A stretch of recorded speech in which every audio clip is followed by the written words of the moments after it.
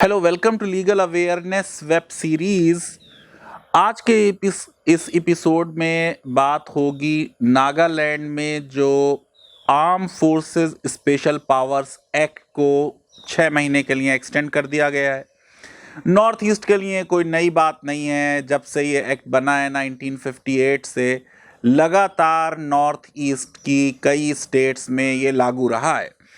लेकिन आपको मालूम होगा कि अभी मैंने एक वीडियो नागालैंड क्राइसिस पे बताया था जिसमें मैंने गवर्नर जो बीजेपी अपॉइंटी हैं, जो सरकार है उसमें भी बीजेपी बहुत बड़ी एलाई है, उसने खुद लिखा है अपने लेटर में चीफ मिनिस्टर को कि arm gangs are presently running their own government. Tax collect कर रहे हैं वो एंट्री पॉइंट पे। और उन्होंने लिखा था कि ये जो काम कर रहे हैं आर्म गैंग्स, ये कर रहे हैं with the full knowledge of the state government. तो ये बिल्कुल साफ जाहिर है कि ये लेटर जो था ये इस एक्ट, स्पेशल एक्ट के एक्सटेंशन की एक माहौल बनाने के लिए लिखा गया था। और हालात अगर ख़राब हैं तो ये बहुत अफसोस की बात है कि बॉर्डर के अलावा भी जो हमारे इंटरनल हालात हैं उनमें ख़राबी है। मेरा मेन क्वेश्चन इस एक्ट के बारे में, जिसको मैं आपको बताता हूँ, ड्रैकोनियन लॉ कहते हैं, ब्लैक लॉ कहते हैं, इसी तरह के और एंटी टेरर लॉज हैं, टाडा एंड पोटा और यूपा। इनमें से किसी लॉ ने आज तक किसी समस्या का हल नहीं किया, लेकिन हम इन लॉज को डिकेड्स हो गई हैं वो लगाए हुए हैं। और इन लॉ से सबसे बड़ा प्रश्न रूल ऑफ लॉ पे लगता है। आप ये देखिए कि 16 साल तक इरोम शर्मिला ने हंगर स्ट्राइक की इस लॉ के खिलाफ। बाद में वो चुनाव लड़ी, चुनाव हार गई, जिसका मतलब ये है कि हमारी जनता किसी का काम देखकर वोट नहीं देती, वो कुछ और ग्राउंड्स पे वोट देती है।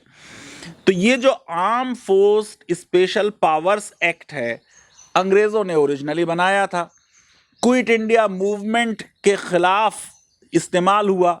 आपको मालूम है कि कुछ लोगों ने तो क्विट इंडिया मूवमेंट में हिस्सा भी नहीं लिया था, कुछ ने हिस्सा लिया था, लेकिन उन्होंने फिर बाद में अंग्रेजों से माफ़ी मांगी। लेकिन अब वही सबसे बड़े नेशनलिस्ट हैं आजकल। अब इस एक्ट की प्रॉब्लम यह है कि ये अनलिमिटेड पावर देता है सिक्योरिटी फोर्सेस को, जिसको चाहें वो गोली मार दें। अगर डेडली वेपन्स उनके पास हैं, उन डेडली वेपन्स को इस्तेमाल करेंगे। किसी को भी डिटेन कर लेंगे इनडेफिनेटली विदाउट वारंट, किसी का भी घर सर्च कर लेंगे। यानी जो पूरा 21 का जूरिस्प्रूडेंस है, life, right to life and personal liberty, वो उसका पूरा बिल्कुल निगेशन है इसमें। और हद तो ये है कि ये सारी वायलेशंस के बाद उनके खिलाफ कोई प्रोसिक्यूशन नहीं हो सकता, क्योंकि सेक्शन 7 उन्हें इम्यूनिटी देता है।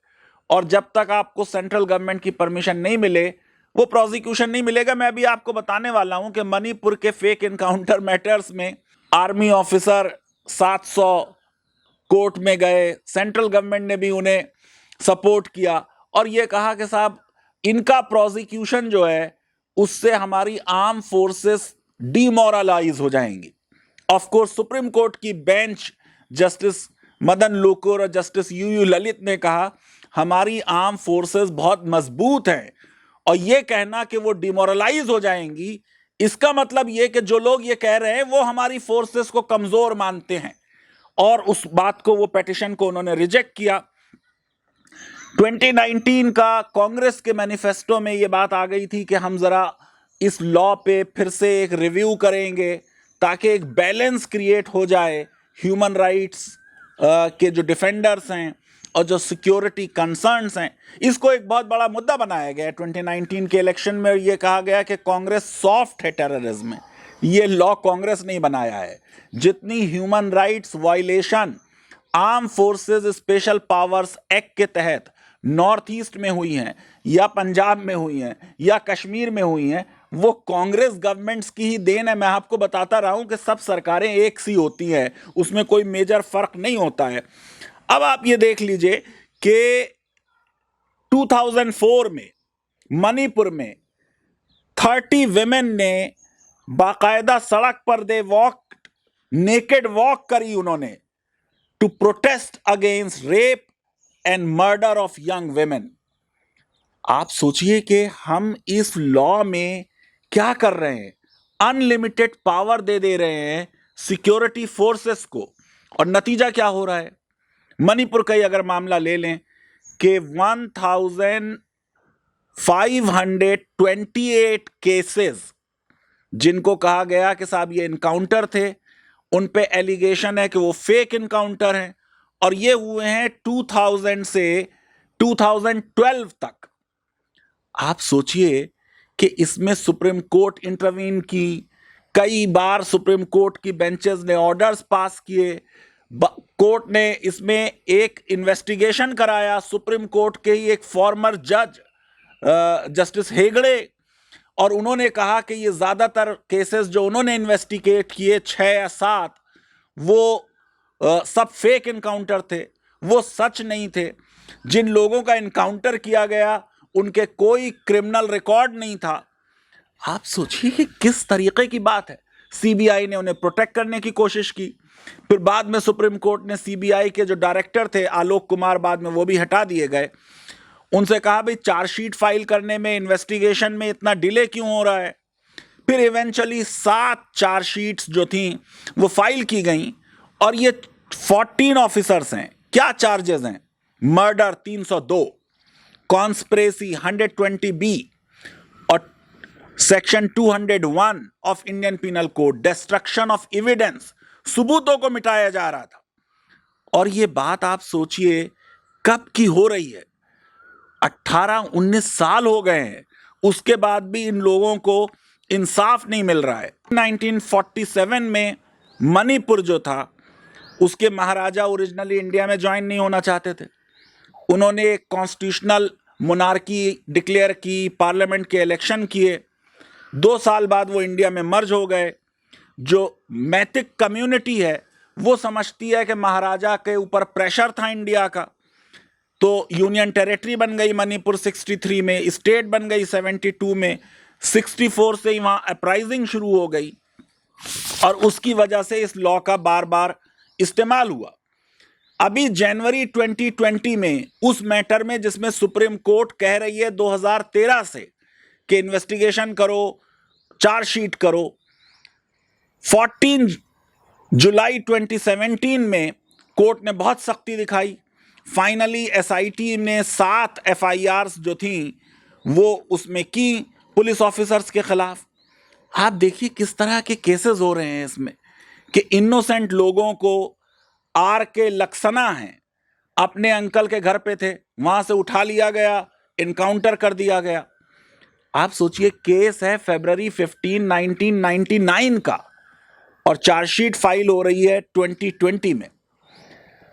और केस ले लीजिए, मेजर विजय सिंह बलहरे का केस है, आसाम राइफल्स के, बच्चा है आजाद खान, अखबार पढ़ रहा है, 7th स्टैंडर्ड का है, उसको घर से ले जा रहे हैं, 21 सोल्जर्स भी खड़े हैं और उसको मार दिया। और आप ये देखिए कि इस केस में भी ये एक फेक इनकाउंटर का मामला है। तो ये सारे मैटर्स में सुप्रीम कोर्ट में सरकार ने भी आर्गू किया, लेकिन अल्टीमेटली जो मैटर है वो ये कि एक है राइट ऑफ प्राइवेट डिफेंस और एक है excessive use of force. Private defence में आप अपने को बचाते हैं, आप प्रोपोर्शनेट फोर्स यूज करते हैं, और एक्सेसिव फोर्स में आप रिटेलिएट करते हैं। अभी आपने देखा तमिलनाडु में कि लॉकडाउन के वायलेशन पे किसी ने कुछ कह दिया तो पुलिस ने फादर और सन दोनों को मार दिया।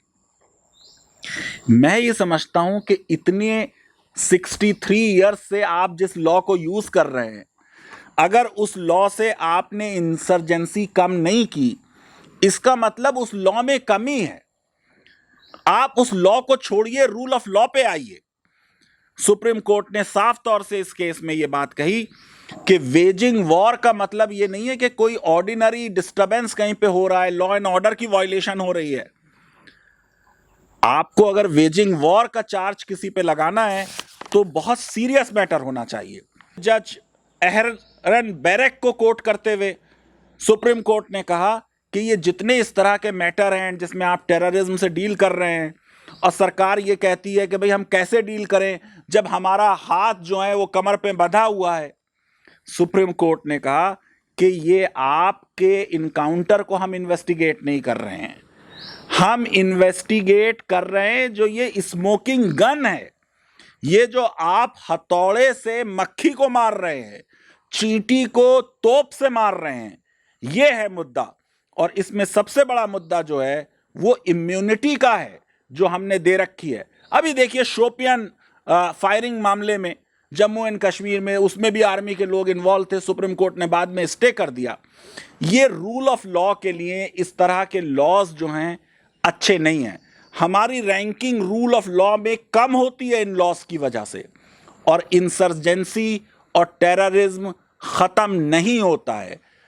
रूल ऑफ लॉ और कॉन्स्टिट्यूशनलिज्म का मतलब है हर एक की अकाउंटेबिलिटी हो, चाहे वो पुलिस हो चाहे वो आर्मी हो। लीगल अवेयरनेस वेब सीरीज आपको पसंद आती है तो मेरी रिक्वेस्ट है कि हमारे इस वीडियो को वाइडली शेयर करें और बेल आइकन को ज़रूर क्लिक करें, हमारे चैनल को सब्सक्राइब करें। बहुत बहुत शुक्रिया, धन्यवाद, थैंक यू वेरी मच।